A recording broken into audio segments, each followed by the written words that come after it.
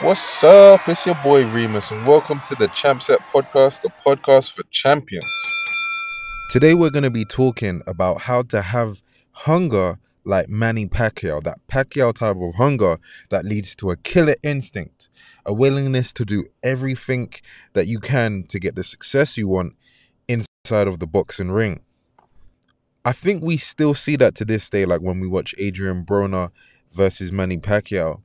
Pacquiao is 40 years old, but he's still going in for the kill. I think it's something that's ingrained in him to the point that, it's just always gonna be in him. As he said before the fight, I miss boxing. I'm a senator, but I still miss boxing. This is my thing. This is my craft.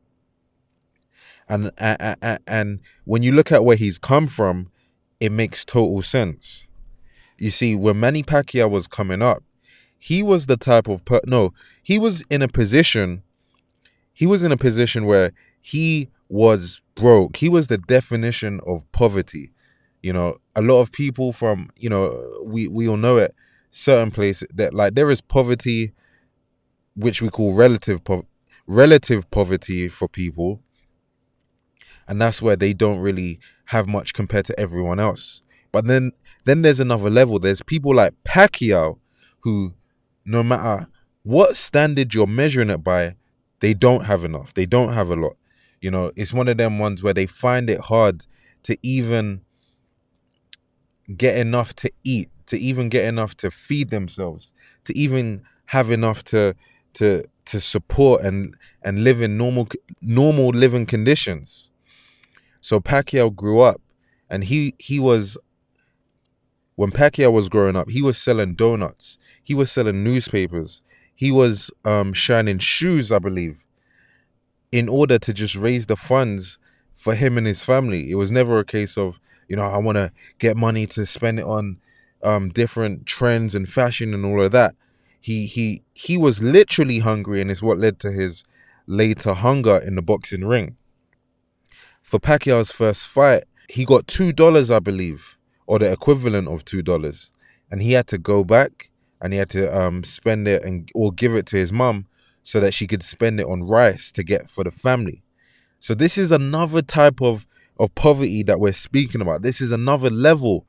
This is another level of hunger, and it makes sense that Manny Pacquiao is so hungry in the ring, despite the fact that he's humble and he's nice and all of these things.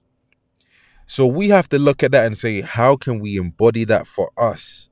How can we bring that type of hunger into our life? Because when we come up against that person, he's going to have the edge if he's been put in those years of work at that level.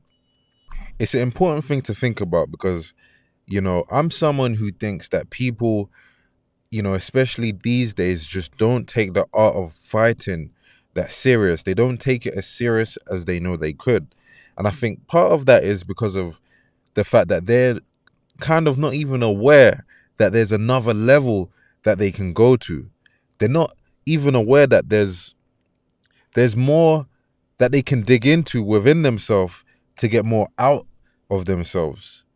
And I think it's a lot to do with the fact that, coaches may not push you. You may be around friends who aren't ambitious, or your family who people don't really kind of realize. They don't realize that your family are one of the sources of great discouragement a lot of the times for a lot of people, because they want you to be safe. But as I always say, safety and comfort are not the traits of a champion who is ambitious, because just by the nature of being a champion or doing what it takes to become a champion, you have to take risks. You have to do things that no other person would do. You have to put yourself in the firing line. It's like one of those things when you're watching two fighters go at it in the ring, and, maybe the challenger is against the champion, and in order for the challenger to get the belt, he can't just fight and, kind of win, or, maybe some people thought he won. No, he has to fight him with every ounce of strength and will that he has, and literally take the belt from him. So for boxers, a lot of the time they're surrounded by people in the gym who are kind of lackluster, but they don't realize it's lackluster because that's all they know. And when you train the hardest in your gym, when you train the hardest in your gym compared to the people who are lackluster, it's not that hard to be the hardest worker. You see, you have to go into gyms where people are giving it their all. They don't just stand around and talk and conversate or hit the bag like it's just not life or death. You have to be in situations where people train like it's literally life or death, because you could come up against someone who it is life or death for, or life and death for. For example, with Pacquiao, it was life and death, because when the alternative to not being successful is starvation, you don't have a choice not to be successful. So do you have that type of hunger where it's like, if you do not give everything to your boxing goals, is it starvation for you? Or are you performing at the level as if it was starvation for you? And there are other fighters who come from backgrounds where there's a lot of crime in their area. For them, it's not starvation what makes it like life and death. It's the fact that they could be dead or in jail, or they could get caught up in the wrong beef or the wrong situation, the wrong situations, and all of a sudden they're dragged into maybe gang culture or violent culture or drug abuse. And that is why boxers come from poverty-stricken areas a lot of the time, because boxing requires a level of discipline and commitment that only the people who are life and death can give to it.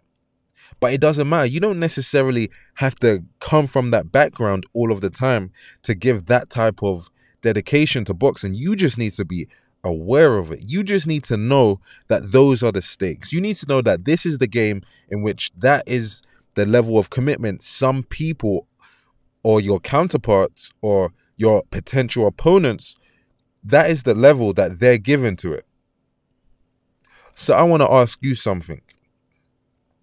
If you didn't do everything in your absolute power this week, this month in boxing training, if you kind of took a day off just because, you just kind of didn't feel like it, are you aware that there is someone around the world who isn't going to give a fuck about, oh, I just don't really feel like it today? No. That guy is coming for you. That guy's coming for your ass. And I want to ask you this.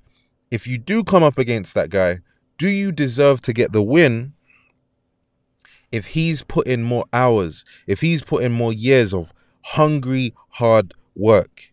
It literally doesn't make sense that you would go into it and you would get the win. You see, a lot of people think about the fact that training camp is a 6-week process, an 8-week process, and for few fighters ever a 10-week process. But even then, it's still short term. So few people consider the fact that training for 6 weeks is the short term investment really to get in shape, and that's it. But the years of cultivating your skills, the years of cultivating your technique, cultivating your ability to respond to certain situations in a certain way, that comes from years of hard work. There's no 6 weeks that can replace that. So look at it from that perspective. Don't say, you know what, I just got to get in shape for the 6 weeks and think that's enough to impose your will on another man. You see, not only is it imposing your will anyway, it's imposing your skill set on the other man.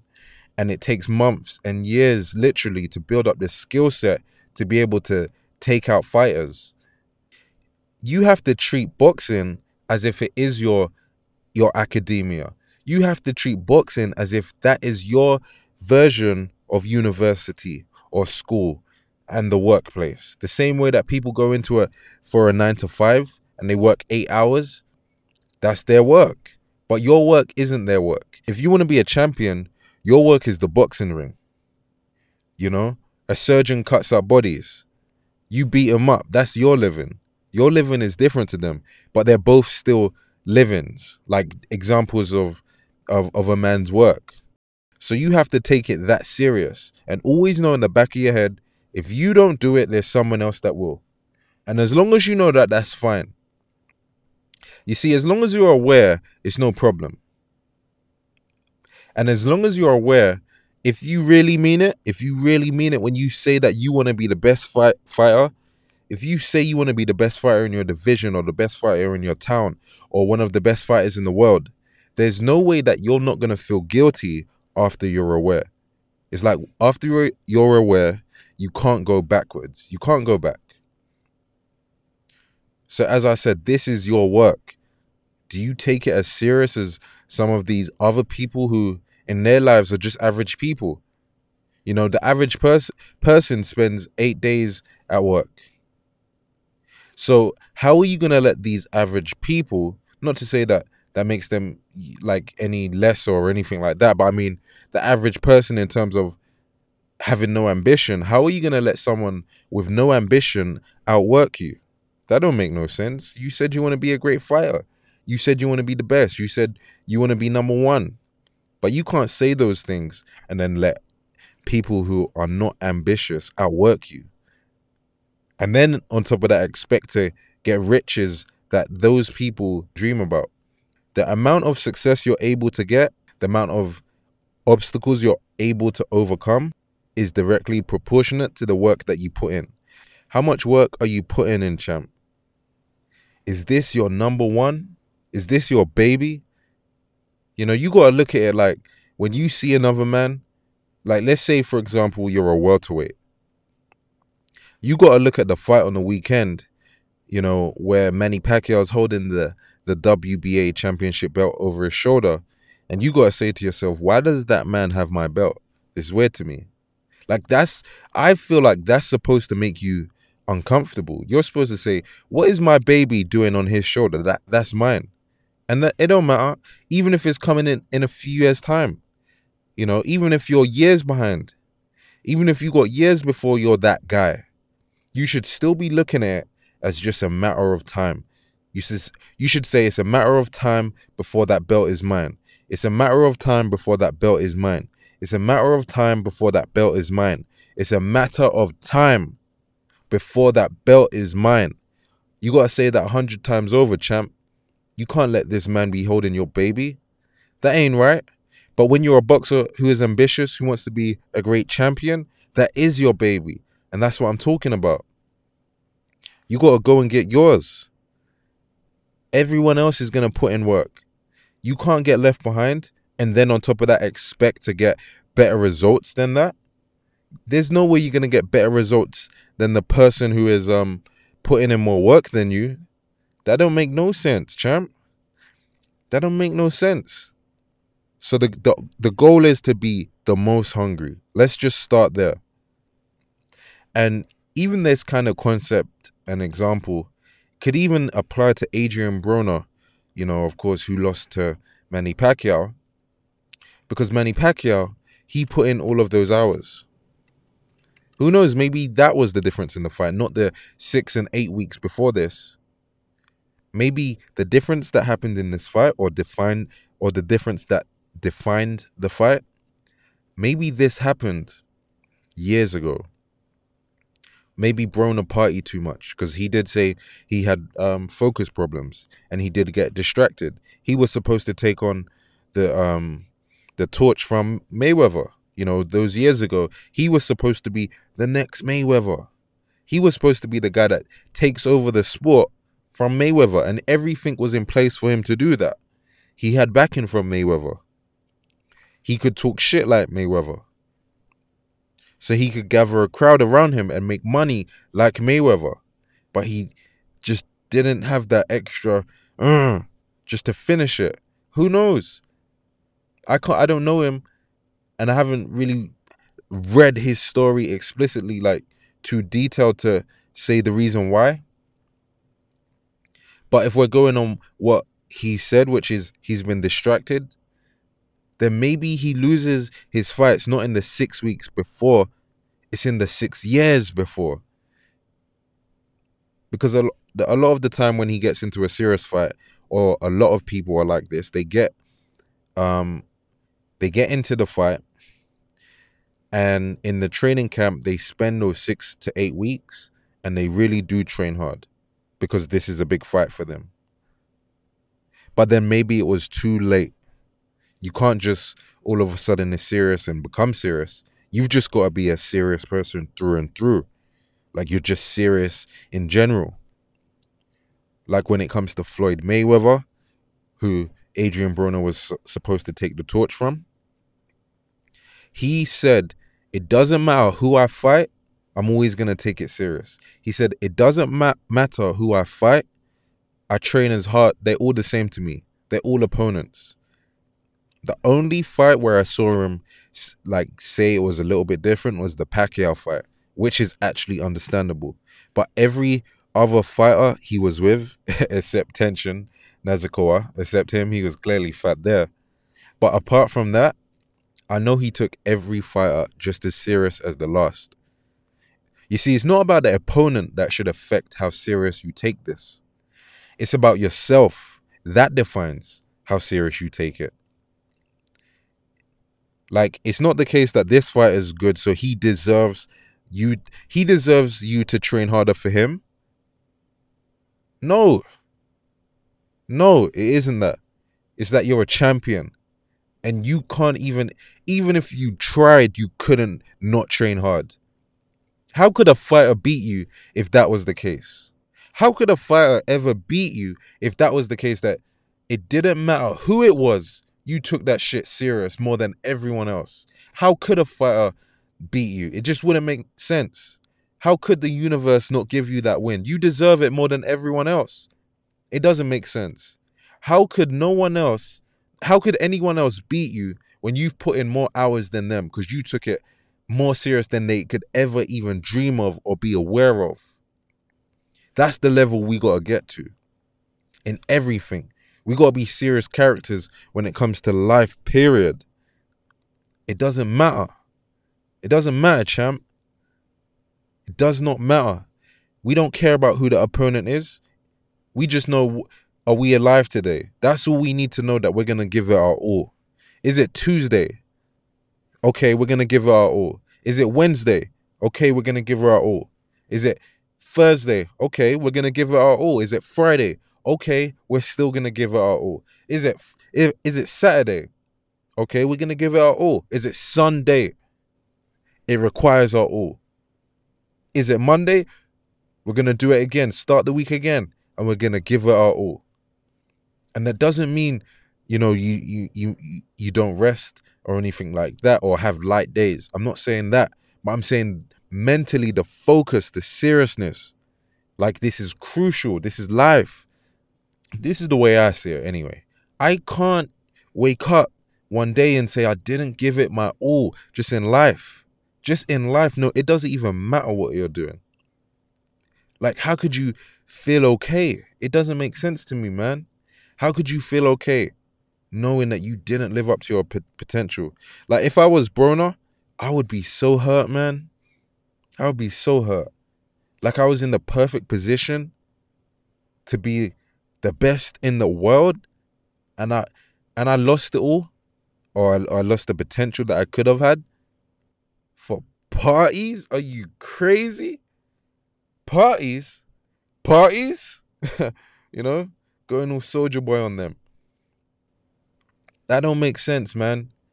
Because the parties, they're short-term fun. But when you win, when you're a winner, that shit is long-term. When you etch yourself into the history books, that shit is forever. And it's not even about, let's not say being the best fighter in the world. Let's not say that. But I mean being the best that you could have ever have been. You see, if you're the best that you could be, I guarantee you're going to make history on some level. Let's say, for example, it's not in the history books of boxing. It will be in the history of your family. I know that. I know in the memory of your family, they will always look up and say, I came from him. You see this? This is my grandfather. This is my great-grandfather. You see this video? Wherever the YouTube will be, in 50 years or whatever, or 100 years or 200 years, someone's still going to say, that was my great grand father. He was a great fighter. He was an inspiration to this whole family. He made the most money and gave us the most security out of everyone else that came, compared to everyone that came before him. He upgraded our entire family. So maybe your memory isn't permanent in maybe the history books, because that's a hard task, but it will be permanent in some way.